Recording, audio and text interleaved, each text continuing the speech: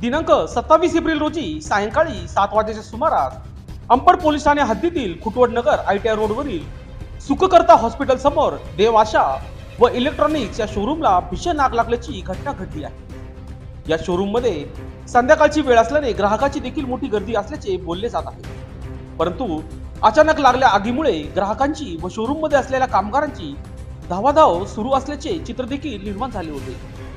या आगीची माहिती मिळाल्यानंतर अंबड व सातपूर या ठिकाणचे अग्निशामक दल तात्काळ घटनास्थळी रवाना झाले असून अंबड व सातपूर विभाग मिळून 5 ते 6 बंब त्या ठिकाणी आग विझवण्याचे शर्थीचे प्रयत्न करीत आहेत. परंतु हवेचा वेग असल्याने आगीने रौद्ररूप धारण केल्याचे चित्र पाहायला मिळाले आहे.